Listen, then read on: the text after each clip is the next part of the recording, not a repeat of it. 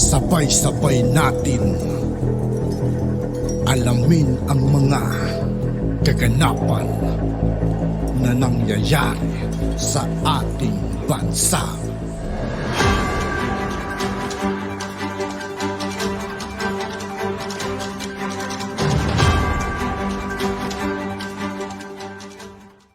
Yo, what's up mga kaibigan? This is TOO KAYE po again. Ngayon nandito naman ulit tayo sa channel ni Pinas News Insider. Dito naman ulit tayo magbibigay ng komento at reaksyon. Kaya samahan niyo ako guys. Let's go! Ko pala. Kamakailan po naglabas ng video si First Lady LIZA tungkol sa, naglabas siya ng warning sa mga taong gumagamit daw ng kanyang pangalan para ma-appoint. Apparently it had something to do with appointments at the AFP.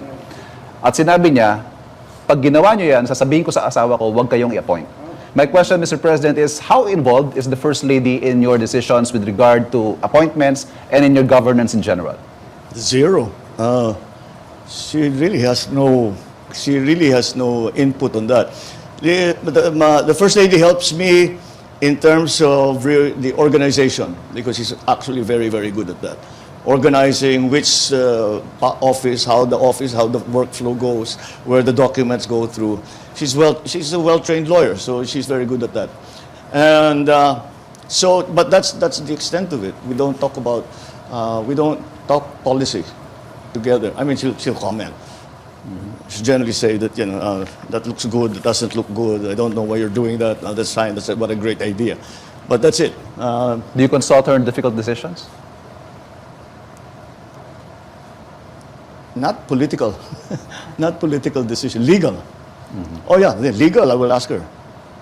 I will ask whenever there's a legal question. I'm not a lawyer, so I need an expert opinion.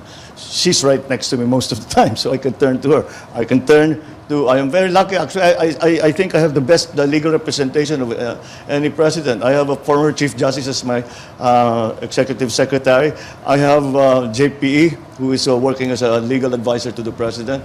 And between all of these experts and legal luminaries, that's the only time that the discussion may include Lisa. But she doesn't come to the office and sit with us at all. If I have something to ask her, it's usually definitions. Define to me what is the legal definition of this? What is the legal definition of that? When they talk about this, what do they mean? What's the legal concept behind that? It's usually, that's the kind of question, because she's a teacher. So that's the kind of question I ask her. Last question, sir. Okay. Madalas nyo rin pong isama si Congressman Sandro sa inyong mga biyahe at sa inyong mga engagements. The question is the congressman being groomed as the next Marcos president? Sandro? No. He's not being... we're not grooming him for anything. He's grooming himself. He has decided on this career in politics, and he will handle it the way he does. There's not some long-range plan that one day Sandro is going to be president. He will actually laugh in your face if you tell him that. But no, there's no. We don't think in those sense. He has worked in Ilocos Norte.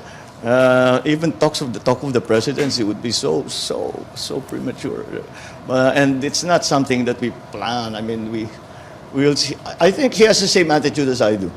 I'll take this as far. I'll do as well as I can, work as hard as I can, and take this as far as I can, which is exactly what well, like when people talk about did you plan this to be president? I said, well, you know, I was a congressman. Masarap din siguro mag-presidente, no? Governor ba? All these problems na hinaharap ko, maayos ko sana ito kung presidente na ako. Senador, ganun din. Diba? Everybody dreams to be the number one position. But that doesn't mean that we're plotting. We have this long-range plan. Not at all. Not at all. He's too busy anyway. He has too much work anyway. The reason he accompanies us is because he's an author of the MAHARLlKA bill, the MAHARLlKA fund bill, and sometimes he has, like, I had an interview with Financial Times. He took over when it came to the MAHARLlKA bill because I had somewhere else to go. So siyang nag-explain. Author naman siya, dapat alam niya. So that's these recent trips, that's the reason why he has been with us. Thank you, Mr. President. Thank you. Next, we have Ms. Cheryl Cosm of TV5.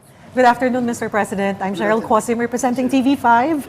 And sama ko na rin po yung 1PH and 1 News. So, ibig sabihin ba nun 6 questions pwede? I'm just...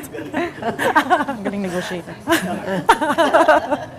Okay, my first question concerns the positions in your administration. First, just a little over a month ago, you granted former PMS Chief Naida Angping's leave after she asked for personal time for herself and her family. What made you appoint her as ambassador to France, considering she never held any diplomatic post before this? And who will replace her? Well, I need to use this? Very Sir, good. Okay, since- well, the situation with then Secretary Naida Angpin was that it was a personal decision on her part. She had some personal issues that she had to work through, and she said, "I cannot do my work while I'm having to go through this, and that's why I need to go and think about it." And she came back and she said, "Maybe I can just find something that will not that I will be able to handle." And I said, "What do you think?" And she said, "If you could appoint me to a diplomatic position." She has not held formally a diplomatic position, but she has been working with the Foreign Service for years and years and years. Tao yan ng uncle ko. And she worked in the American Embassy, the Philippine Embassy in the United States. She worked in China. She worked in all of the areas that we were slowly opening up. So sanay siya sa trabaho yan.